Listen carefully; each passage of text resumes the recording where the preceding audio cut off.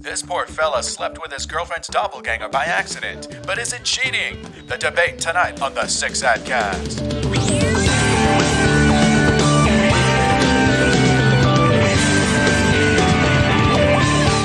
As I live and breathe, it is a Six Ad Cast for Thursday, May 7th, 2020. My name is Nick and I'm joined by my other half, Sarah. Hey.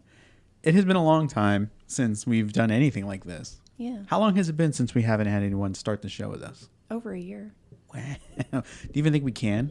We just sit here the whole time. It's like, do you like stuff? How you doing? You want some water or something like that?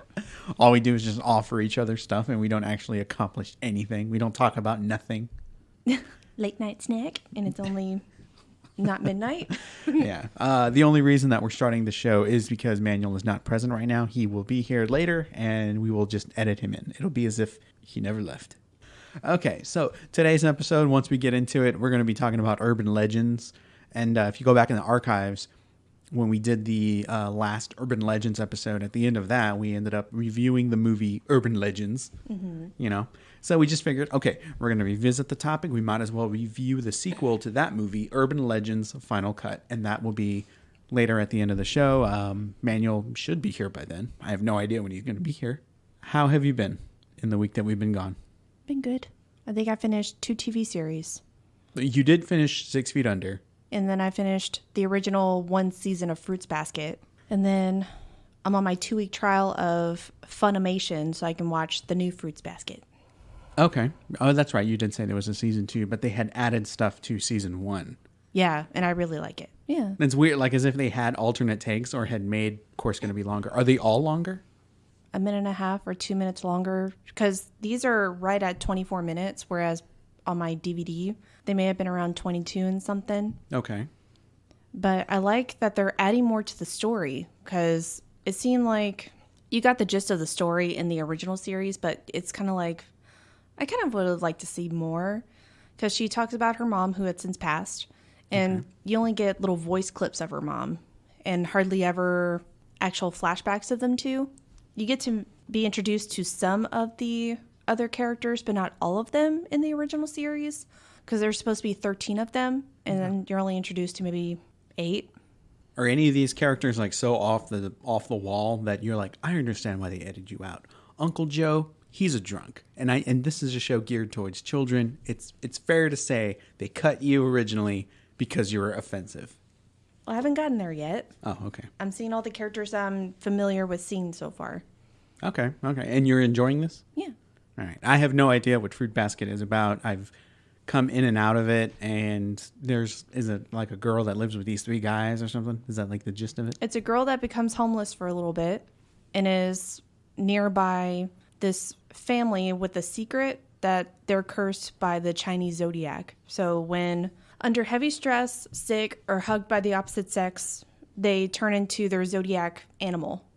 Can they ever turn back to Yeah. human? It's just the duration time can vary between each change. Okay. So, and they can only be hugged by someone of the family. So, like if a girl and boy are of the Chinese zodiac family, then they can hug each other and embrace and whatever. But someone like me, and let's say you're one of the Chinese zodiac people, I can't hug you. Because then I would change into my zodiac animal uncontrollably? Yeah. And painfully? No, it's not painful. Okay. You just come back as human, you're naked. Okay. All right. I'm trying to make comparisons as to like why something like this would be, but I can't. I'm drawing from Buffy the Vampire Slayer and American Werewolf in London, and that's not. No. Because it's like, don't touch me. I don't want to turn into my zodiac animal. It's not going to be painful. It's just going to be super awkward when I come back as a human. Yeah. Because Emma Johnson's going to be out. Yeah. And there's nothing I can do about it. But it's very cute. So she befriends these 3 guys that you first start off with. Then you start meeting a little more of the family. They're called the Soma family. So you meet pretty much a new one each episode. Okay. And she's not one of these. She's like, you know what? I'm going to lose this argument. I didn't use the rest of the mayonnaise, but you're pissing me off. I'm just going to hug you from behind. You're not going to see it coming. And you're going to be preoccupied of coming back naked, and I'm going to be on the run. No, she's not cynical. She's actually very sweet. Oh, okay. I'm just saying, if something like that was to happen to me and someone was pissing me off, I'd hug them in their sleep or something. Okay. I'd set them up to be naked, awkward, and embarrassed. No, because she's grateful. Unlike the characters you're spouting out. I'm just saying, look, I'm just trying to justify why they would have edited stuff down, and there's no sex. No. Moving on. All right, moving on. Yeah, like this is an innocent child show. Yeah. They're not going to put sex in this. Next season, like the unseen season 2, like the mother walks in, her breast, she was like, I got a breast enhancement. You're just like, I'm done with this show. Oh, what I love about this, that there is no fan service whatsoever. Now that I think about it, there isn't. Because I don't watch animes with fan service. Yeah, these characters are anime as fuck. Some of the guys have white hair and it's all pointy and beautiful and all that stuff. And I'm just like, okay, all right, whatever. Jelly? But, from a bald guy looking at anime characters who have a lot of hair, like Cloud from Final Fantasy. I wish I had even just a little bit of hair. I wish I had like Peyton Manning's hair, which is just a simple buzz cut. Because he at least has hair. But, Just so y'all know, I gave him options. I won't name them on the air. Okay. Yeah. She was Anyway, like, look, moving just on. rub mayo and peanut butter on your head. And it's like a organic remedy to grow and, stimulate the hair follicles. I think you just want me to smell like a sandwich. And hey, we're in Because I quarantine. love sandwiches so And much. we're in quarantine. And you're just like, you know what? I've ran out of options. If I can convince Nick to lather himself up and smell like a sandwich for my entertainment, It's like, no, I'm missing pheromones. Let's try and mix this together to see if you're enticing. And you're never going to look at a peanut butter and jelly sandwich the same. No. Luckily, I don't like PB&J. All right. Well, How was your week? it's been good. We finished Community. We did. That was a bit of a bummer, but it's also good that we got through yet another show. That was a very good ending, like they said. It was, yeah. Even though season 6 wasn't the official television ending, that was the end of season 5. And I remember you had said that felt like a finale, and it actually was. And then they got picked up to do it again, and this time it was only 12 episodes or something. But yeah, the ending of the entire series was very Community, and the fact that it was like meta and meta on top of meta. I appreciated that sort of stuff. It was a fun show, and now we've moved on to Arrested Development. Yes. It I is haven't a seen that pretty in funny show. years. Yeah, it is pretty funny. It's still taking a little bit to get into, but I am enjoying it. And God damn it, his family is... Yeah. They are a lot to handle. Yeah. But a lot of people in the show are very funny people. And, oh man, baby Michael Cera with those baby cheeks. Mm-hmm. Hi. And you've still never seen Juno, right? No. For whatever reason, I just didn't want to. Oh man, it was so good though. I mean, I might enjoy it now. Oh yeah, and you saw Nick and Nora's Infinite playlist, right? Yeah. So I'll have to do my due diligence to get a copy of Juno. Okay. It might be available on the large digital library through a mutual friend. Yes. It might be available there. He who shall not be named. We're friends with Lord Voldemort. So the other day when I was at work, I was really bored. Let me just go ahead and set the story up. I was very bored at work. For whatever reason, we start off busy and then around, I've told you, I go to lunch, I come back from lunch and it's dead. And this is your first week back full time, full hours. Yeah, they're full time. And I'm there and it just falls into that pattern again. And I just don't understand what is happening. How is it day after day for the final half of my shift? It's like God knows. The first half went very quickly and you had your fun watching Lost at work. I'm going to shut that shit down. You're going to suffer. And a friend of mine was like, hey, would you go on an adventure for me? And I was like, sure, please give me anything that you want. And he goes, could you go pick up a box from my mailbox in my apartment? So I said, sure, let's go. Just give me the address. I go over there and I get the box and whatever. But as I'm approaching the communal box, lunch boxes, the communal mailboxes, their apartment complex is by a pond or something. It's a body of water because they have ducks around. And I got out and me and this other lady were trying to get to the mailboxes and she's over here looking at this duck. And I had seen this large duck squatting, ruffling its feathers and flapping its wings. And for whatever reason, the first thing that came in my mind was he's trying to poop and it's a mighty poop and he's struggling. And stupid me. I go and I get the box and I turn and I look, I'm like, what is this duck doing? And then I see a head poking out under him. And I notice it's a female duck. Or I realize, I'm like, whoa, Mother Nature just slapped me and put two and two together. And I was like, these ducks are fucking. Like, and then it shot back to when you told me about the time that you saw a duck raping another duck. Oh my God. And I've seen that happen twice. that's hilarious. Just only one time I've seen its weenie. Okay. So it was not pleasant to look at once I realized what was happening. She was not screaming. Had she been screaming, I would have probably tried to intervene. Yeah. But she was... I think she wanted it. She was not... She didn't look like she was enjoying it, but she wasn't stopping him. And she wasn't protesting. So I was just like, you might just like it dirty. You might. No, she's like, I need to procreate. I have to say, I did see a little bit of pink of a weenie or something, but I didn't see the shaft. So he was getting it. Mm-hmm. And he had already plucked all the feathers off of the back of her neck. And, they don't have teeth. Well, they do, but they're... Anyway, so he's using his beak and he's... Meh, meh, meh, and he's just biting. And I was like, dude, you're not pinning her down. Like, you are actively trying to rip her neck in half. Yeah. And he was being a real douche about it. Yeah. And I rushed back to the car and I grabbed the phone and I sent you a little video clip. And as soon as I do that and I stick the phone over the window, they're done. Of course. And I was like, God damn it. Of course they would finish. Apparently Manuel's also here. So let's just go ahead and pause. Hey, what's up? Okay, you sound great. I was telling Sarah, I was at the end of the story of me witnessing a duck rape another duck. Is this real? It wasn't rape. It was consensual sex. I mean, it might have been consensual and naturally, but it looked like rape. He was a much bigger duck and he had her pinned down. She wasn't screaming. She didn't look like she wanted it, but she wasn't stopping him. But, that's nature for you. I did not see the weenie. By the time I made it back to the car and they had separated. I heard they have like noodle weenies. Yes. I did see a little bit of pink. And then by the time I got to the car, got the camera, and I was trying to show Sarah, they had separated. And the big one's over there just like flapping his feathers and his wings. And he's like, oh, man, look at me. I'm Papa Duck. Do you think you saw the pink or the stink? No, it was on him. I didn't see any stink from her, but, he was biting her back of her neck and, he'd ripped all the feathers off and all that stuff. And I was like, God damn, he was huge. Did you see this on the video? No, it was live in person. Oh. Yeah, and it was like from here to the end of the table. They weren't going to run away from me because they were like together. Mm-hmm. And I was like, God damn, son.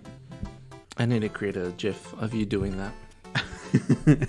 Even if she had like fought it, he was going to get it. He was way bigger than her. See, now the duck I saw, she kept trying to run away. And you know what? Maybe and I was about to go kick it. I was going to risk being bit and stalked by this duck just so I can get him away from her. Wow. But she eventually ended up getting away, I think. Let's hope. And what's funny is that when I got back to work, my other coworker was like, hey, Nick, check this out. And it was a dude at a golf course trying to golf. And there was a wild turkey that I think wanted the pouch that you put over your golf clubs. They had put it on the ground. And I think the turkey wanted that. And so the dude was like waving his club at the turkey. And the turkey would back off. And it would like flap its wings. And the dude would be like, what the fuck? And he was like swinging at it. And then he'd go back to, go golf. And here comes the turkey. Gobble, gobble, gobble. And then he'd be like, man, what the fuck are you doing? And you could hear him in the video yelling at this turkey. And the turkey was getting more and more agitated. And then finally he was like, all right, I'm done. He grabs his stuff and he starts walking away. And the turkey's like just following behind him. When I see videos, I've seen videos like that where people get harassed by birds. And I'm like, if they're looking for a fight, why don't you deal with it? Like, just deal with it. Like, why would a bird even want to, I don't know. Why would that even happen? I guess he just wanted that cloth towel or pouch or whatever it was that was on the ground. It was fabric, but we couldn't tell what it was because we were seeing the video from a distance. But this bird wanted something. The human was not going to let him have it. And he would wave the club at the direct, like, get the fuck out of here. Yeah, wave and the him bird off. would get agitated. He wouldn't attack, but he also Not wouldn't. yet. Yeah, he also wouldn't get the clue of, I should probably leave. Is it like when you're petting a dog or near a different dog and then you go to someone else's house who has another dog and then they start sniffing that other dog and they start growling? Like something's not right? Has that ever happened to you? That has never actually happened to me the way you described it, but, obviously back in the day I had my weenie dog, Coco. I would go to someone's house, they'd have a dog, I'd play with it, I'd come back. Coco would be all happy to see me, she'd sniff me, smell the other dog, and get upset with me. She'd get jealous. and I'd be like, then I feel like a jerk. Wow. So I would either have to go change pants or shorts for her to come near me, or wait like another hour. It's like your spouse or whatever knowing you come home with a different cologne, smell, perfume or something, and it's like, you slut. Like, I'm not divorcing you, but I'm not happy. Yeah. Well, so there's that. Manuel, now that you're here, how have you been in the week that you've been gone? I feel like so much has happened, but again, You didn't make notes. I did end up watching. There was a new movie that I watched. Oh, I told you guys about Easy A. That was really good. Surprisingly, more than I remember it being good. It's been a long time since I've seen it. It was like you know how comedy goes through cycles where there's like the kind of comedy that's like pie in the face comedy, and then there's like clever joke comedy, and then there was the Will Ferrell dry comedy, then Steve Carell perfected dry comedy, and now we're at that point where it's like, well, I feel like Emma Stone and Jonah Hill, like Superbad era, also brought a different type of comedy where it was like funny to use the curse words, whereas wherein like Steve Carell didn't use them that much, and Will Ferrell overused them. If you think about it, like Step Brothers, wow, but then you think of like something like The Office and doesn't even need that much cursing, right? But then you look at the stuff like Superbad where it's like, Fogel, take off that stupid vest, you like fucking Aladdin, It's like a quick F word, but it's not an aggressive F word, but it fits. Yeah. And so there's a lot of that in Easy A where it's like that evolved comedy. But now it's not groundbreaking. It's you hear and it's like almost, it's not cringy, but it's like, okay. Yeah. What was the movie that we saw? Was it about the 3 little boys or 4 little boys? Is it Good Boys? It's Good Boys. The little kids where they have to, they have drugs and they find dildos and all that stuff. It was Good Boys. I mean, that works for me. Yeah. But do you remember the movie? Yeah. Okay. Anyway. Because the black boy was adorable. That's right. He was like the innocent soul. Yeah. And I like how there was like that white kid that was named Thor. Yeah. His parents named him Thor. Okay. So that level of comedy reminded me a lot of Superbad. But what put it over the top was obviously they're not teenagers in high school. They're children. And every time a child swears, I think it's just funny. Because did they swear that? They didn't swear that much. They did swear. Oh, they swore quite a bit. I can't remember if they did. I know they did. But I feel like it wasn't that much. And the scene in that movie that really put it over the top for me, that just tickled me into like probably 90 seconds, was there was the fight at the frat house. Yeah, and there were grown college kids that punch children. If it's not a mascot, it's a kid getting punched. Those are like the top 2 things that I like. If they get into a fight and get beat up, it's mascots and children. Why? Because like they're receiving pain, but the mascot face never changes. And it's just funny because they're large body suits. There's limited mobility, and they're in a fight. It's hilarious. And then a child is not supposed to be punched in the face. It's not supposed to be.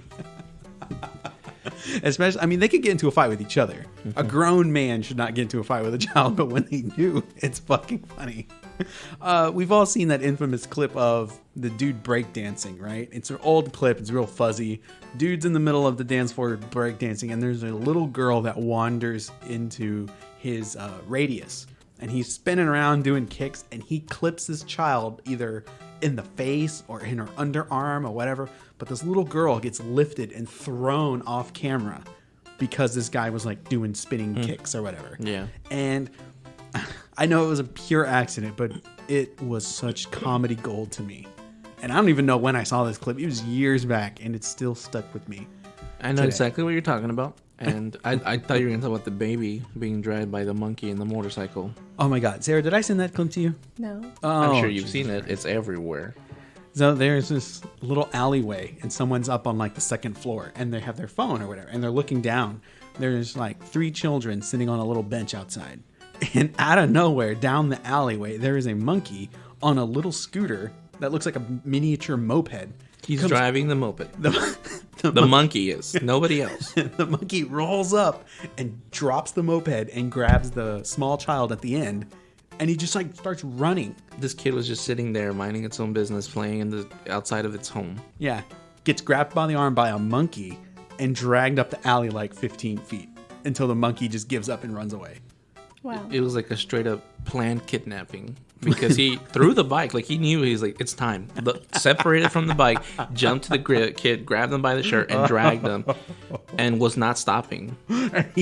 He made some ground with this child, but it's a small monkey dragging a child by the shirt, so his shoulders are like against the ground. Like it's not like it's like pulling or he's dragging him. Yeah. Her face is down, shoulders to the ground, being dragged. I think the kid was even still in the diaper, right? It looked like there was a diaper. But the kid was old enough to be sitting upright on its own, eating something. For sure, the kid was at least 2. Yeah. At least. And to see this child dragged was one thing. I mean, it was kind of funny, but it reaches another level of ridiculousness because it's a monkey that rolled up on this child to kidnap it on a miniature moped. And where was the supervision? The dad, the male figure. I don't know if there was a dad. male in that. There was an older person. That's why the monkey left the kid. Oh, okay. The monkey didn't just leave. That monkey was taking the kid, but the older male finally showed up in the camera. We were able to see him walking up to the monkey. He's not even running or anything. He's just yelling at the monkey, and the monkey lets go, and he slowly walks towards that way as the kid gets up and dusts herself off like this isn't the first time. Literally, like she's not crying, she's not upset, she's not putting her hands up to this male figure. Dusts herself off and goes, anyway, and goes back and sits down, and the guy walked up there and walked right back. There was no panic. Well, now the monkey's out of moped. Yeah, that moped stayed behind. Yeah. Well, while this happened, then there was another video that just surfaced where there is another monkey in a moped. And this time doesn't drag the kid, but he lets the moped go, and the kid's standing on a chair or a brick. The moped hits the brick or the chair, and the kid falls and like almost breaks his neck. And that's all the monkey wanted. Like he just like let go of the moped, watched it, and then left. Wow. It was like vengeance. I don't know. Oh my god! On top of everything that the world has to deal with, now there's like a mobilization of small monkeys on mopeds that are inflicting violence on children or trying to abduct them. And if you hear the music in the background to the video, it almost sounds like you know how Insidious had a great soundtrack? It's kind of like that. I'm going to look for it while we talk about other stuff, but like that was something else. I'll have to show you that clip. It is unreal, Sarah. Oh, yeah. To see a child dragged by a small monkey. Okay. Last night we had a roach attack. What does that mean? Oh, It was just one roach. It was one roach. It was a big roach. It was fucking... And it flew. Yeah. Like this roach was so big it could have bench pressed Sally. Bullshit. It was honey. huge. So dramatic. It did times. Okay. Like, But I was mess with me. I was falling asleep when he says, I'm going to go take a shower. I'm like, okay. So it's about midnight when Yeah. I fall asleep. So I wake up. It's a little after 2. And I see the hallway light on. And I see him shuffling some stuff. And I ask him, what are you doing? He says, there's a roach. I said, oh, no. So what makes this so annoying and frustrating is that we went through all this trouble to caulk Yeah. all what we think are holes that a cockroach may come through. And this motherfucker just came out of our bathroom. Yes. So I'm in there, right? And I'm brushing my teeth and everything. And then suddenly this roach that was like this long, right? And he looked like he was this big. He's fucking huge. He comes crawling out of, we have the toilet next to the sink. But what it was, it's like an overshelf that goes over the tank of the toilet. All right. And so it's not quite up against the wall. He comes from behind there. And, so I'm standing there looking at the mirror, and suddenly there's a huge roach comes in from stage right. And I was like, oh, God. And I throw my toothpaste down or whatever, and I see him, and he crawls over the mirror, goes to the other side, goes up the wall to the door, and then he goes up on the ceiling. So, like, now I'm trapped. I wanted to just try to get away, but I couldn't. And I'm like, fuck. He's right up above the door, and then he starts making his way towards like my direction. And so I grabbed my towel off of the rack, and I thought I could club him. Do you still have toothpaste and stuff? Yeah. I'm trying to paint the picture for everybody and myself. And oh god, this is embarrassing. He's on the ceiling, right, and he starts advancing into the restroom again. So like I'm running out of area and I was like, God, if I could just get underneath him and get in the hallway, I'll be good. The moment I try to approach, it falls from the ceiling and then starts to fly. And at that moment, I let out, No. it wasn't a scream, but it was like a, because I have toothpaste in my mouth. And I was like, if I scream, it will scare Sarah. I was able to contain enough of it that whatever vocal noise came out, it probably didn't reach her. But I was fucking terrified because I can't stand roaches, right? And the bigger they are, the more I hate them. They don't bite, right? I don't think so. I don't think they bite, but have you had one crawling on you? Is that why? No, I just can't stand just them in general. And, you know, when you try to kill one, there's always that crunch. And it's just... Who killed it? I have killed it. Every roach that we've encountered, I've killed. Yeah. Which I'm very proud of him. So that Because this I one can't. was... Yeah, and this one was It's- easily the biggest one that I've seen here. He But was I wake huge. up and I see his towel on the floor in the hallway and the bathroom lights on and he has a broom. Or no, he has a shoe. What are you doing? There's Ghost. He flies around. I let out a scream, and I start like swinging like a wild man because now my plan is just out the window, and I'm just terrified. He lands. I think he lands back on the ceiling, and by now I have just ran, opened the door. I'm in the hallway, and I was like, "Fuck! I need to kill him." But now I'm in the hallway, so I'm like, "All right, I'm good." At some point, I was able to get back in the restroom, spit out my toothpaste, and swat the roach from somewhere. And now it's on the ground, and now I'm beating it with the towel. And, you know, it's a fucking towel. I don't have a shoe. We don't have roach spray. And I'm running through all these things in my head. I was like, I'm not going to step on him barefoot. Like, Thank this you is for just not using happening. any of my eyeshadow palettes that would have damn near killed him. Thank you for not doing that. It's okay. So I didn't even think of that. But Thank God you didn't. But had I thought of that, I would not have done it. Or my little vintage traveling case, that would have killed it. Like, yeah. So he's on the ground, right? And I smash him twice with this big wadded towel. And I could see that I've broken like 2 of its legs. Because when he's laying there, his legs are in awkward angles. And I was like, okay, I can leave the room and go get a shoe or something. He's hurt. kind of like wiggling his way back behind the door. In pain. Underneath that little shelf that we've got. And at the bottom of that is her little vintage carrying case. Okay. Somehow when he gets underneath that little shelf, he realizes I might be able to get away. So now he's scurrying around, and I'm like, if he gets under the sink, he's lost. I need to kill him here. And so I moved her container out of the way, and I had the towel, and I was like, I'm going to swat at him and hit him closer to the door so that way he can get away from the sink. Okay. The door is like a little bit open or whatever. I swing the towel, and he disappears. So this is how I end up in the hallway with the towel, because I thought he's on the towel. So then I threw the towel into the hallway, ran into the hallway, and started shaking the towel because I thought if he's on the towel, at least now he's in the hallway. He did not go under the sink. Like, he should have bounced off the wall. Like, where did he go? And I was thinking he went underneath the shelf. He went somehow under the sink. Nope, he latched onto the towel. Nope, he did not do that. So now I came out here and I got me a shoe and a flashlight, and I threw the towel in the hallway. And I'm just thinking, okay, I need to find him because Sarah's going to come in here tomorrow or something, and she's going to encounter the roach, and it's going to scare her. I need to kill this thing. Like, this is my fiance duty. I need to kill this roach. And by the way, we normally wouldn't be this freaked out because normally roaches are dead by the time we spot them. So that, for this one to be alive and kicking the way it is, it's very, very creepy. So I'm back in the restroom, and I have the flashlight, and I'm looking under the sink, and then it just kind of dawned on me slowly that what if the roach was never here? And this is all in my mind, and I started thinking this would happen to me because now I don't know what I would do because there's no physical way that he could have gotten out of this room. You know, the door was not wide open. I don't know how he got out of here. And then that's when Sarah woke up, asked me what I was doing.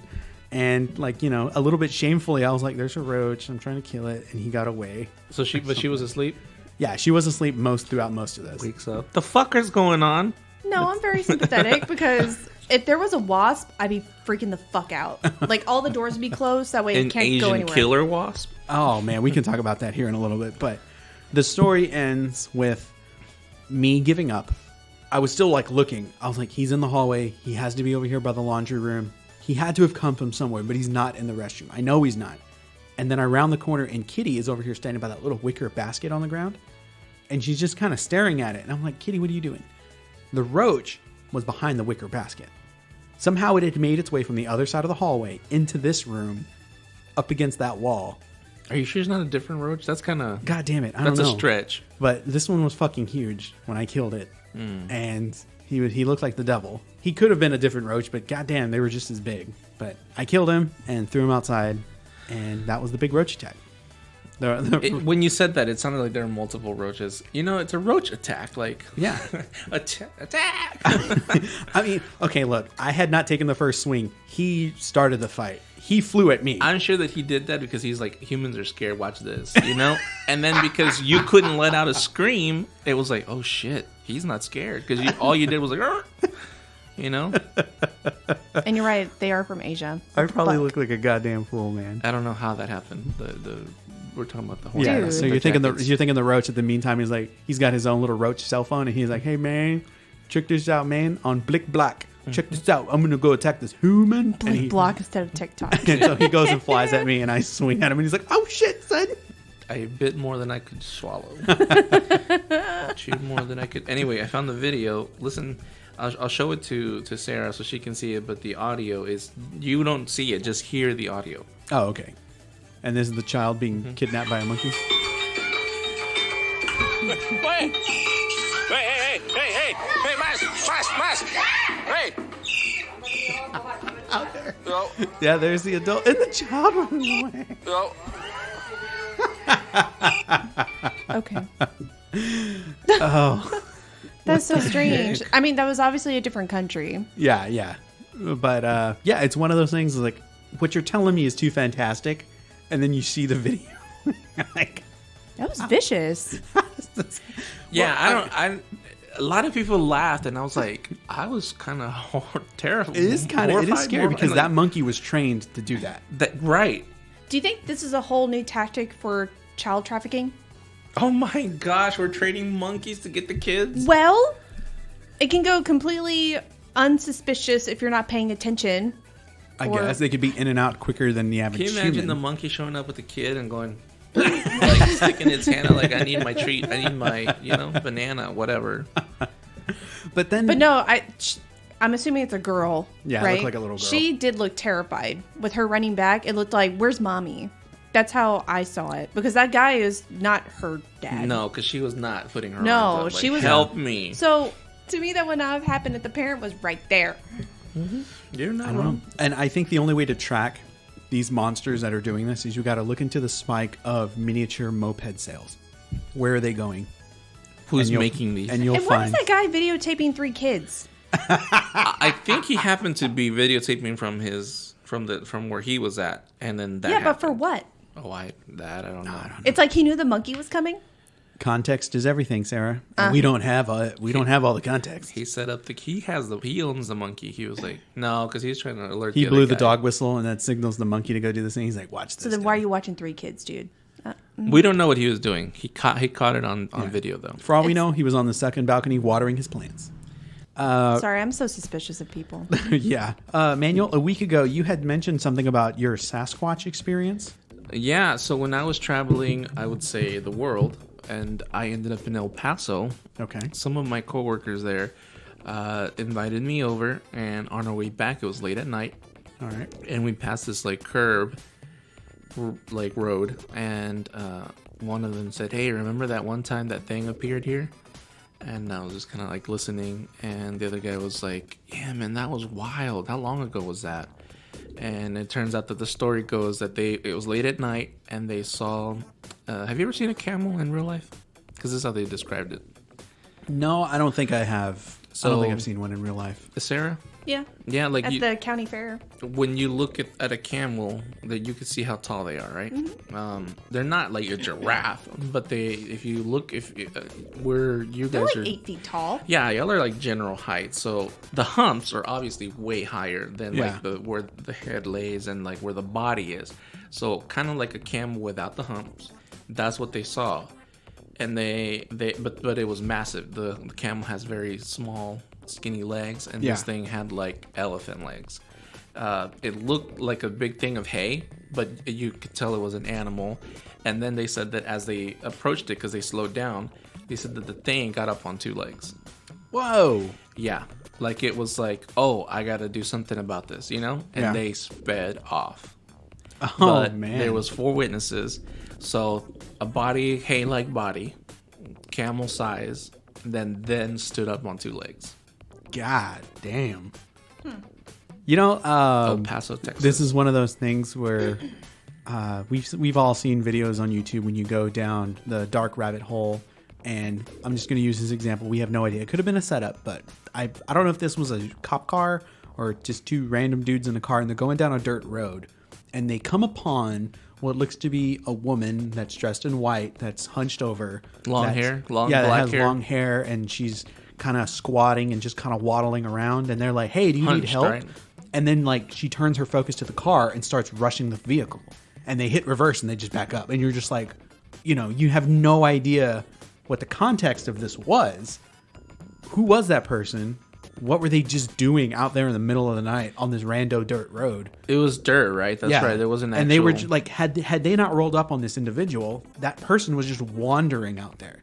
They just so happened to be crossing a road at the time when this vehicle rolled up on them. Then they turned their attention to the car and rushed the car. But they're like grunting or screaming as they're shuffling towards their car. It is what it is. It could have just been a setup, but we don't know. This seems like one of those things. You're just like, oh, what the hell kind of animal is that? Oh, I don't know, it looks like a camel.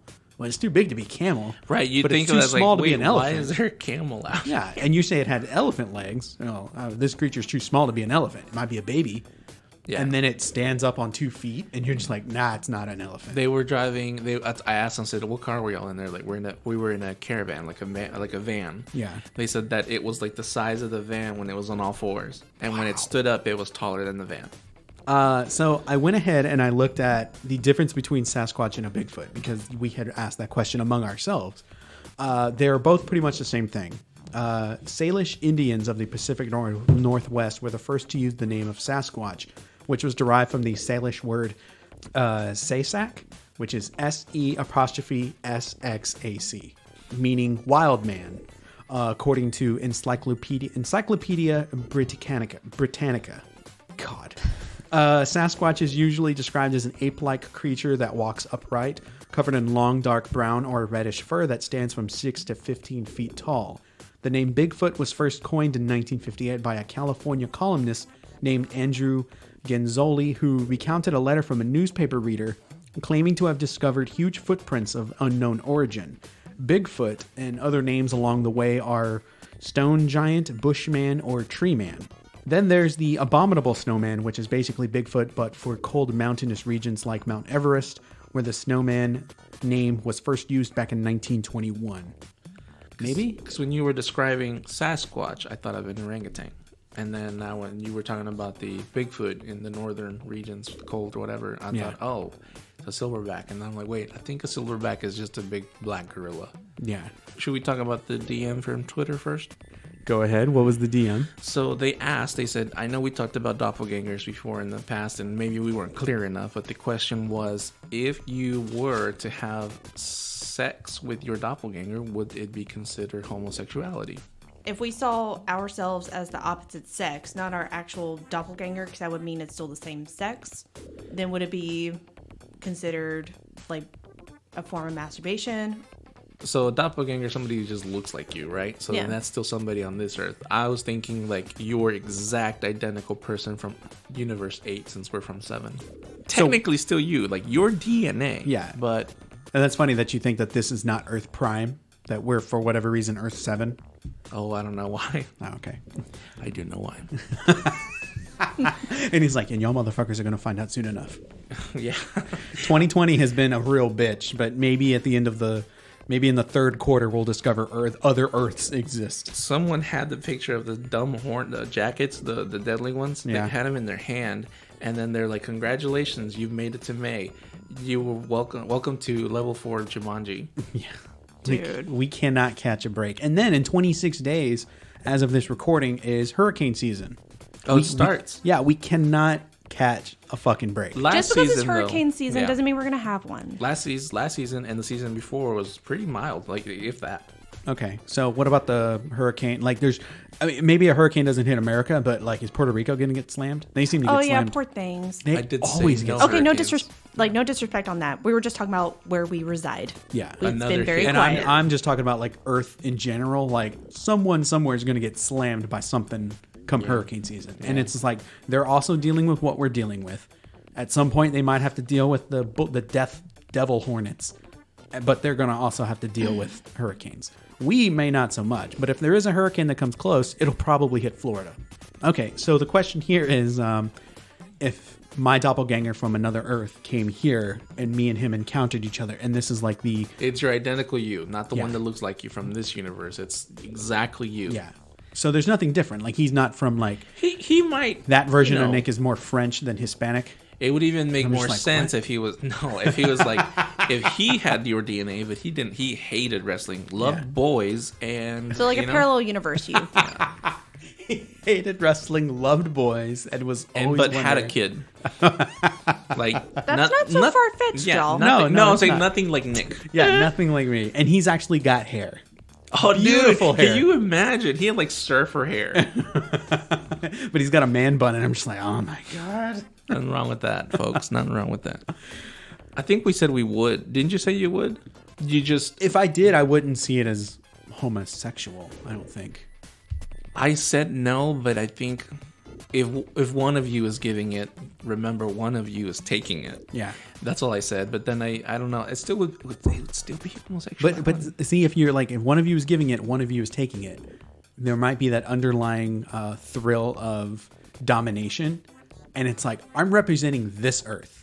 I'm going to show you what we're all about. And then the other one is probably cut like, to no. your face in the pillow. And then, and then the other one is thinking, I'm going to represent my Earth. Play high card for whoever takes it. It doesn't have to be taking. Y'all could just polish each other off. That's still sex. Well, which is worse? Now that she said polish, mouth or taking it? Like, which one's worse? Like, actually, because one has to be worse than the other. Like, I immediately thought, I was like, I don't want to suck dick, but then it's like, so then bend over, and it's like, ooh, I don't know. So which one's worse? Can't y'all just enjoy each other's company? No, after the movie's over, something needs to happen. Oh my God. Damn. I've had 2 movie dates where nothing happened. So no, you're wrong. Those credits don't last forever. I don't know, taking it in the butt? That might be worse. I don't know. The other stuff, eventually, But it is you. So once you're done, they're going to go back to their Earth. it can't taste bad. People do that stuff all the time. There's, not gonna say women, because there's men, there's people who'd say, I just love sucking dick. Like, it cannot be that bad. Oh, this conversation took a turn. To sex, like always. To sex like always. I think my answer was, it can just be between the two of you, and y'all just don't tell anybody. And is it still considered homosexual? Because people would think, oh yeah, that's homosexual. But if you don't tell anybody, no one knows. And I had used the example of when a tree falls in the woods and no one hears it, does it even make a sound? And we have sex with the same sex, but you don't tell anybody. Nobody knows. Did you actually do it? See, honey, you should be a politician. Because you still haven't answered. I need to know. Gun to your head. Yeah. Polish, or are you bending over? I think I would bend. Good job, honey. I'm proud of you. No. Which one's worse? Worse? Well, I feel like that's still a question for y'all because girls, we're just like, we're flexible. This is true. They are. That's true. But anyway, how about to the original question? Do I consider homosexual? I consider it narcissistic. Oh, okay. So it's hard for me to Because you're answer. attracted to yourself? Yes. I don't see it as masturbation. I just can't because masturbation is done. You're feeling yourself. It's only sex alone. Yeah. Like one person sex. Now when it starts to involve one or multiple people, It's not masturbation. no. Sorry, friend. But yeah, that is totally narcissistic. And I just, no. Now, of course, can 2 women have sex together? Of course. Go for it. I haven't tried it in my life. I don't know. Is your name Lady Gaga? Thank you. But I did just hear it's not good to meet your idols. So now I'm kind of like, You think she might be a bitch? maybe. she might catch her on one of those days where she's just been really busy, and it's like I can't wrap my mind around you right now. I'm sorry, and I gotta go. And then she's I'll be like, devastated. right? She'd like, I've been waiting for this day my whole life. It's like I saved thousands of dollars for a VIP pass, and this is what I get. Yeah. So yeah, Ooh. I think I'm okay with not meeting her anymore. Oh, okay. When my best friend, who's like my sister, her and we went out to New York, and she was there that weekend. I think that was destiny enough. We were in the same city at the same time.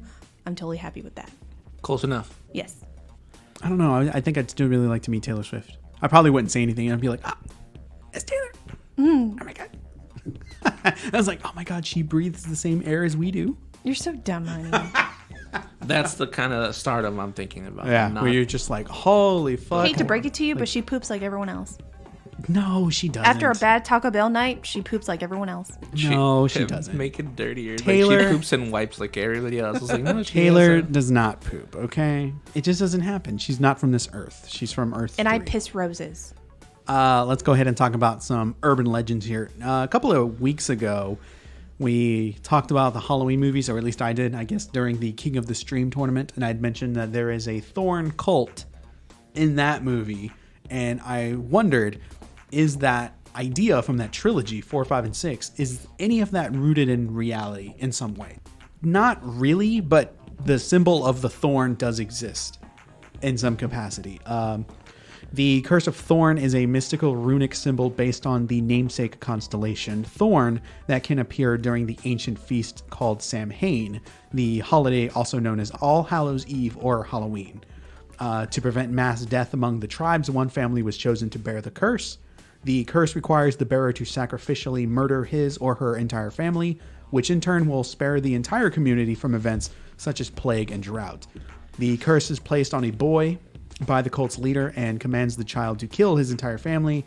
This also makes the child able to withstand serious injuries that would normally result in death and turns the child into pure evil. So, the lore that was made up for the movie, that was the reason why Michael was the way he was. Virtually indestructible, because apparently this happened to him.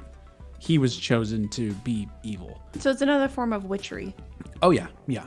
Okay. Because in the original movie, there was no explanation. It was just Michael was just, he Which did that this was thing. the annoying part. Oh, okay. Yeah, he did this thing, went into asylum, and then broke out many years later. And then as the series went on, I guess people were curious. I really don't think the fans were curious as to why. And then at some point, they just figured, we need to come up with something. Thank you. We got to give them some sort of backstory or lore. I accept The name of the Thorn constellation comes from the thorn letter used in medieval English. But is any of this real? No. Out of the 88 plus official constellations recognized by the International Astronomical Union, none are in the shape of the thorn seen in the Halloween movies, which is just a straight line, and then within that straight line is a triangle like that. And that's all it is. Like when you look at it, you're like, surely there's stars that are just made into this random shape. There's stars up there that make up a bunch of shapes. Cool. You know, I'm willing to bet now, because that was back in like 2016. Between then and now, we've probably got up to like, what, 95 or 100 recognized? But Maybe. whatever. But I did find that there was a band called the Thorn Constellation, and they are very, very heavy death metal. And they have such hits as Silent Hill, Raging Death, and Nightmare. So there was no actual urban legend of the Thorn cult. Kind of like, you know, okay, at some point, is the Illuminati going to become an urban legend? Because, like, we have evidence, but we also have evidence of Bigfoot.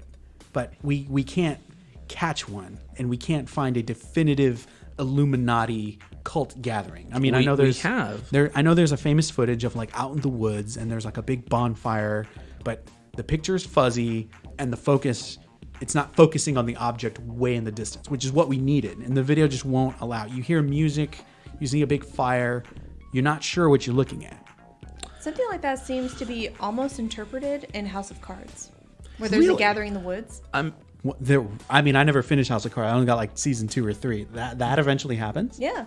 Like a bunch of these wealthy men, Yeah. either that were government officials or used to be or whatever, Yeah. they would have this annual meetup in the woods, camping, Yeah. Camping. Yeah. air quote. Like Renfest. Yeah. Like Renfest. Yeah. You go out there in the woods. Only without the, There's camping. You can. Yeah. And sometimes you whip it out. Oh, yeah. I mean, there's people out there that whip it out. When you find your way into the bondage camp, you're going to see a penis or boobs. And it happened. Is that Which the I one? saw none. Is that where everybody was naked? They were wearing leather. There were some people that were naked. But, then there was a camp a couple of years back that was all in togas. Can you imagine, never doing this and then, going, okay, I'm just going to take off all my clothes. Everybody else is naked. I mean, we might as well, I mean, how do you befriend that group in the first place? Well, there was, like you said, there was camping. You just kind of wandered in. And nobody's like, you don't belong here. No. They were just like, hey, you want a drink? Yeah. And, it's just... You look to your left, there's some boobs hanging out. You look to your right, there's a major shrinkage, but everybody's dicks out, You gotta, I mean, it was super cold. So it was cold, yeah. I mean, anything, It was dark. It was really dark, all right? And we didn't have we did have flashlights, but we were being respectful. We're in a camp, turn the flashlights off just to mingle. I didn't flash my light over here in this corner of this camp, but it looked like the dude was sitting down and the lady was polishing him. And I was thinking... I'm pretty sure his pants are leather assless chaps that are probably open in the front. Can you imagine, though, just bare ass sitting on a log? I just thought about that. That must hurt. Dude, they're too drunk to even know. Yeah. Oh, it must hurt, though. These guys are, man. And then moments later, whenever I guess they were finished, the lady was then on all fours, and he was using her as a small table. He was putting his feet up on her back. And he was like, be a table, woman. And then she just did it. And so I'm standing there next to Zach. Is she naked? Paint the picture, bro. I don't remember if she was naked. She might have had her tits out. But again, she was on all fours. And it was really dark. And I was like, what the fuck? And I looked at Zach thinking, he just told her to be a table. And she's doing it. He's now got his feet up on her back. And maybe she messed up and she's making up for it. Maybe, both people do it, men and women. Being outsiders, wandering into this camp, it's like we're not gonna ask questions, we're not gonna judge, we're not gonna laugh. It was hard not to laugh. This is an S&M camp. Yeah, of sorts. Just had cup of titty real quick. Sarah, what is one of the urban legends that you were able to find? Nick. What? Switch. We gotta move on, man. Oh my gosh. So, on a podcast I listened to is called Haunted Places.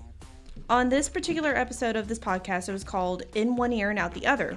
And what they're good at doing is they write their own story to introduce you to this urban legend and then actually tell you an actual event that this story that they wrote was based off of and then give you the background of it. So this one turned out to be Earwig's Tale. And the legend is, some poor soul awakens from a deep sleep to a terrible headache.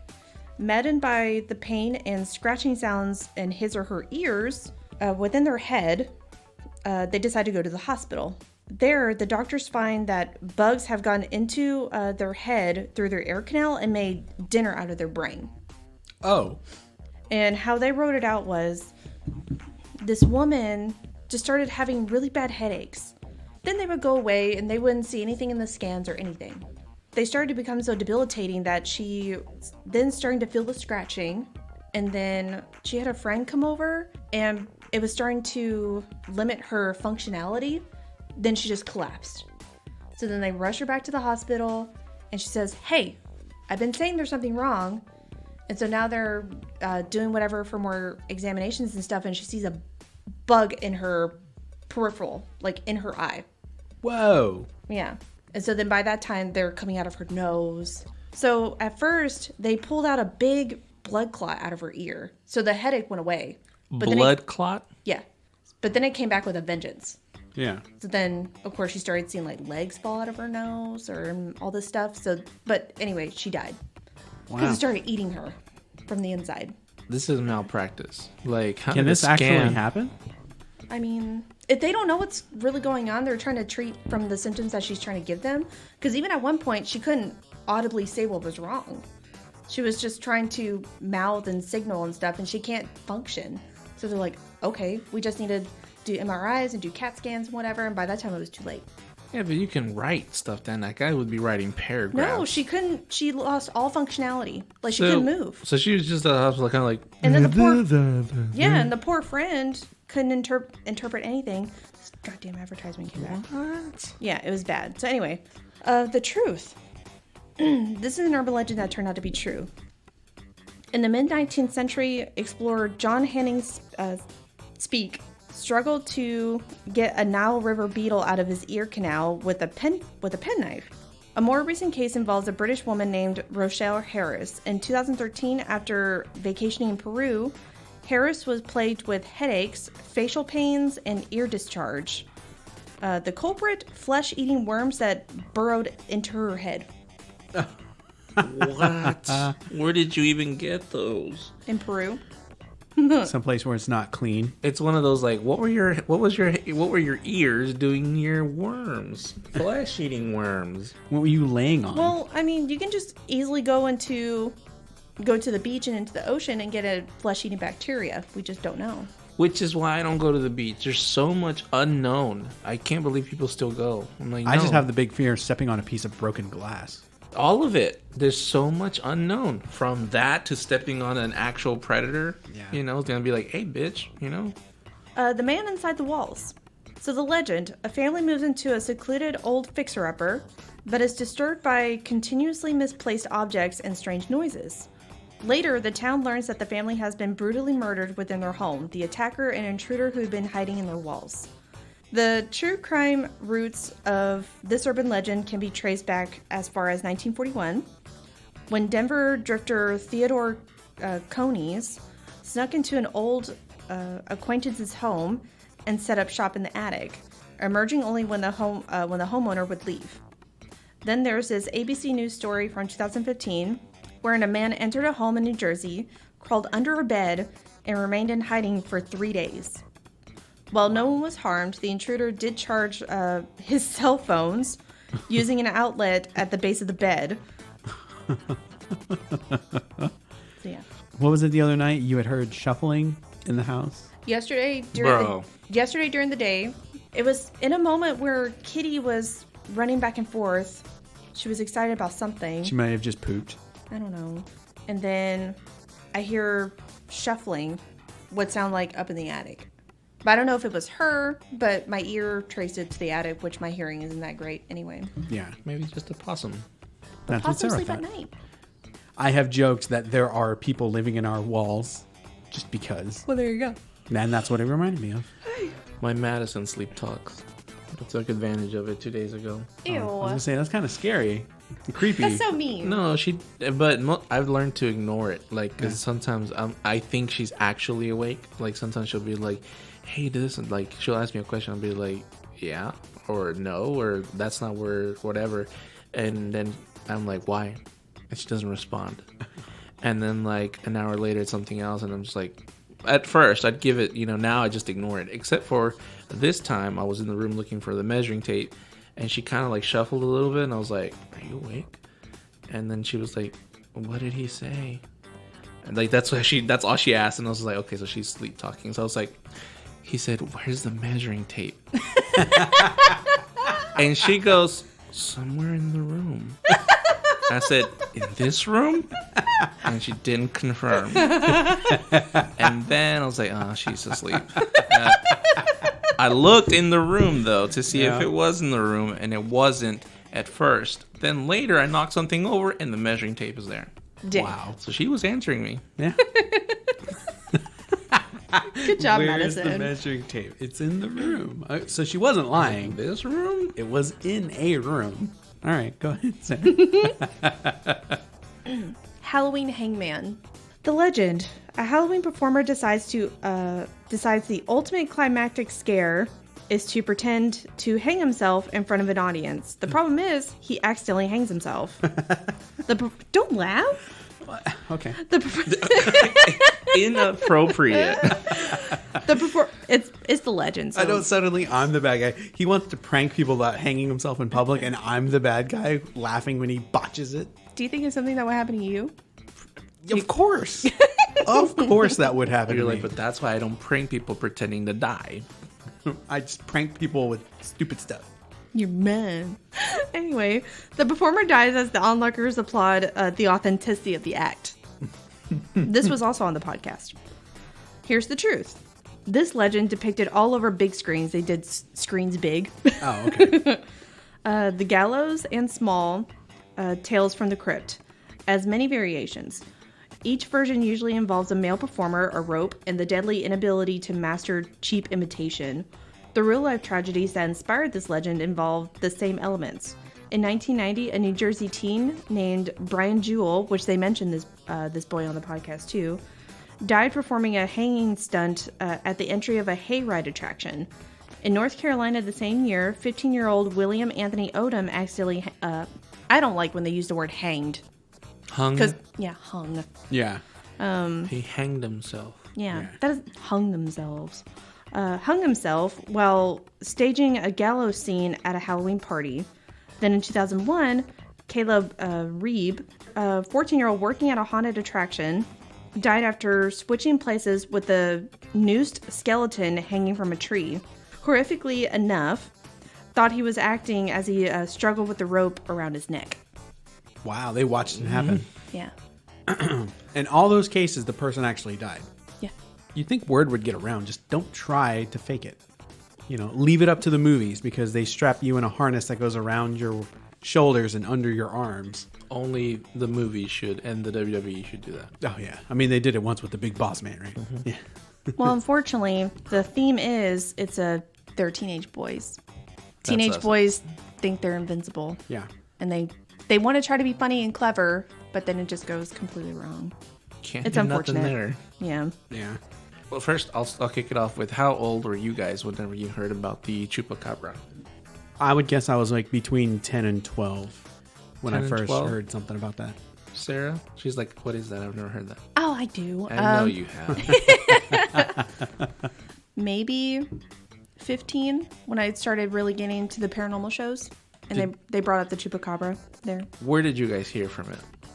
Oh, I TV. couldn't even tell you. I would imagine But, that I heard it from like the TV show, or I used to watch a British ghost show, which I can't think of what it is right now, but I have it saved on here. And then Ghost Adventures all those years ago. was Ghost Hunters? Was that British? No. Ghost No. Hunters? No. No. I want to say I probably heard of the Chupacabra first, maybe on something like Unsolved Mysteries. Oh, Most Haunted. That's what it was. Yeah. That was the British one. That's interesting that it was shown there. And what did you guys know about it, or what do you know about it now? I believe it's some sort of dog that kind of looks like a mix between like a Chihuahua and a hyena. It's a very strange looking creature. So it's little? Judging from that's what I've been able to, but I've never seen it. I've never seen it next to a human, and I've never seen it next to another animal. But I've seen images of what people claim to be a chupacabra, and it looks to be a small dog that is maybe about the size of Kitty or Sally, maybe a little bit bigger. But it's not a large creature, but it's kind of ugly like that of like a mangy hyena.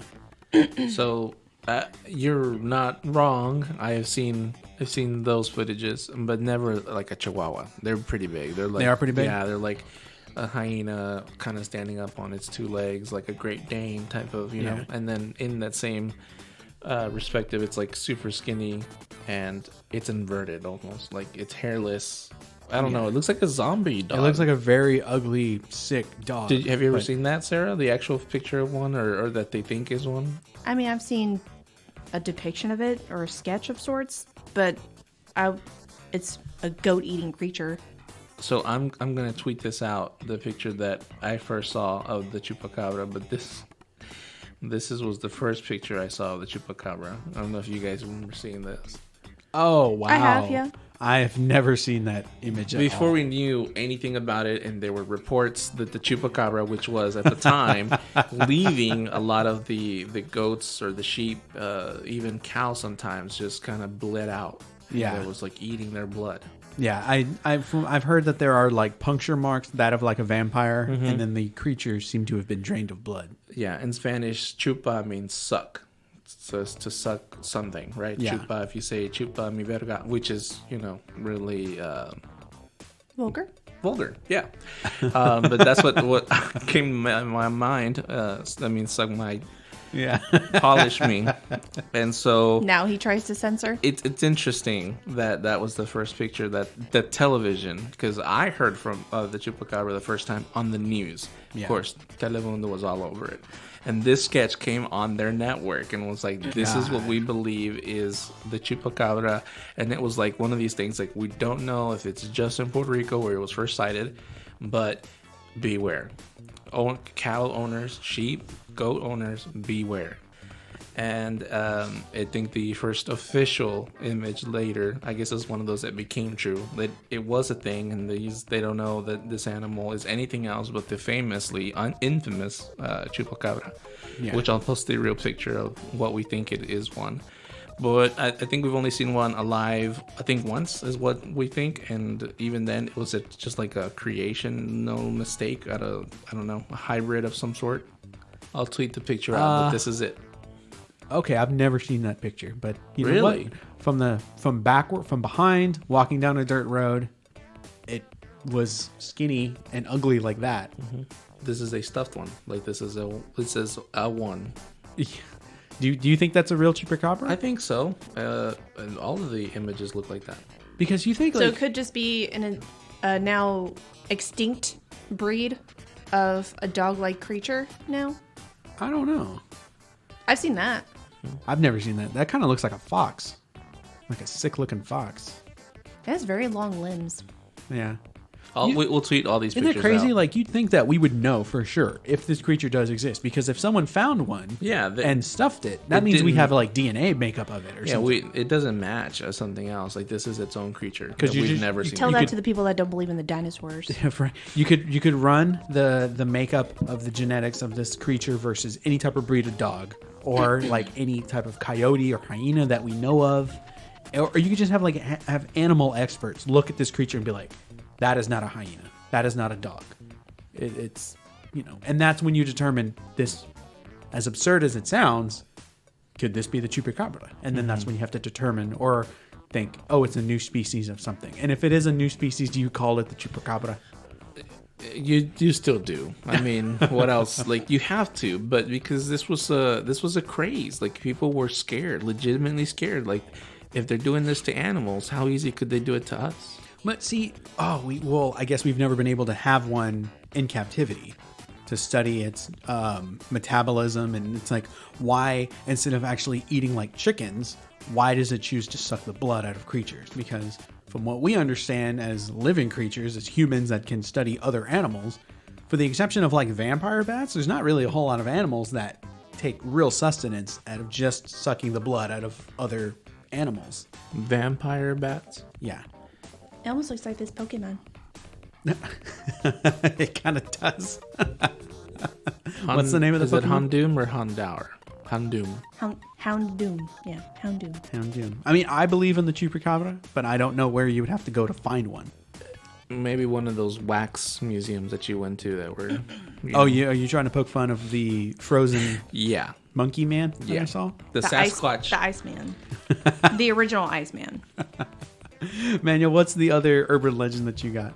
The other one is kind of, it went Hollywood on us, but it's based off the Men in Black. Now, Will Smith and Agent K. Tommy Lee Jones. May he rest in peace. Tommy Lee Jones is dead? Didn't he die? No. Rip Torn is dead. He wasn't Men in Black. He was like their leader, Zed. I could have sworn he died. No. I just stayed quiet because I was like, he's not dead. He's dead. He's not dead. He's like, fuck you, 2020. Sorry. Is he dead? No, right? No, he's not dead. Yeah, because he just came out with another movie. He looks awful, but he he doesn't look awful. He looks old. No. It happens to everybody. No, he looks awful. Anyway, continue. So, not those Men in Black, but kind of like that. There have been sightings of people visiting, and I've got images that I can also tweet of where they've been caught on CCTV, where there are these two gentlemen actually dressed in black who go and visit certain people with strange activity or with certain things they've seen to kind of ask them questions and not erase their memory like in the movie, but almost kind of like, we might need to take you in. And so this, like I said, goes back to early sightings of the Men in Black, which was 1985. Okay. It was the first time that they had proof that these two people knew a lot about me and kind of what I've been about, and they showed up, and then I never saw them again. And they asked me a few questions. So the thing here goes now is like, are the Men in Black real? Do you think that they're real? Is there an actual government agency, not the Space Force, even though apparently 2 years ago Trump said we need a Space Force, and now the U.S. government is actually admitting that there are some UFOs? Oh, yeah. You're referring to the footage that was released Recently? the other day. Well, it was leaked a year ago, right? But then they were like, well, then they confirmed. They were just like, yeah, this is legit. How does the Pentagon go out there and go, yeah, we don't know what this is. We've cross-referenced with other intelligence, and yeah, this was, I don't even know what this was. Is anything to distract from the coronavirus right now? Maybe. Yeah. I did see a meme that said, with everything that we've dealt with in 2020, the fact that the Pentagon can confirm aliens exist or there's UFOs out there and it not be bigger news than what it was. It's not mainstream. It was just like a drop in the bucket, and everyone was just like, oh, yeah, okay, well, that's It's like we knew this already. And it's like back to the coronavirus. And the fact that just goes to show how stressful this is, that when something like that happens, it's confirmed. We're just like, all right, we've got bigger fish to fry. Yeah. Do we have those masks yet? Wear the mask. Yeah. I just think that there's a reason. I think Donald Trump was briefed on something that made him go, what do we do to defend ourselves if they get here, you know? And I think that's why the Space Force was created, because he's like, we need something out there to defend us. Not that it's going to help, I don't think, but something. And then 2 years later, here's the Pentagon going, yeah, we don't know what this is. I think they know more. Obviously, they do know more. They know more than what we do. The question is are these men in black people who are actually arresting these aliens or getting them out of, what do you guys think? I don't know if I really necessarily believe that there are men in black. I think there are men that work for government agencies that are sent on assignments to go investigate certain things, but they want you to not be dressed like a police detective. They're like, this is the uniform. You're going to wear a black suit, period. And that's uniform for all of us that are going to go out and do whatever it is that we need to do. And they don't want them to be easily identified in any way. Yeah. And you just say he was a man wearing black. That could be anything. And are they preventing us from knowing more, or are they managing them because they're already living amongst us? Like, have you ever met somebody you're like, you're an alien? Me. There you go. Sarah. No. I'm the alien. I don't know. Oh, not that you met somebody. You were the alien. Me. I've never... I think Sarah's confessing something to you. I mean, I don't care. I'm still worried about the mask. It's bound to come out. Do you want to know where the masks are? I don't know if I've ever met anyone that was so strange to me that I just thought, you're not from this earth. Thomas Jane, I don't know. He's a weirdo. He's a great actor, but I don't know. He just comes off as a weirdo. And, Thomas Jane? And he doesn't wear shoes, which freaks me out. Anywhere? It's very natural to not wear shoes. That's I know. That's what he says until, oh yeah, go walk the street. Burn your feet. Step on something you're not supposed to step on. But with us wearing shoes, we lose that sensory part of our feet. So it's actually it is very natural to not wear your shoes, because then you're aware of your surroundings by your feet. Okay, so then he's never been around Legos. Yeah, I bet you. I bet he's a single man, right? I have no idea. I don't know. But you know what? That lifestyle that you adopt goes out the window when you have a child and you step on a Lego. You're like, I'm done with this. True. Yeah. Either the kid goes, the Legos go, or I put shoes back on. And it seems like we're putting shoes which out of those three options is the easiest? Because you can get rid of the Legos, but you're out of 1,000 pieces, you're gonna lose. You're gonna, you're not gonna throw. You're gonna miss like 10 of them. That's why you get the big Legos.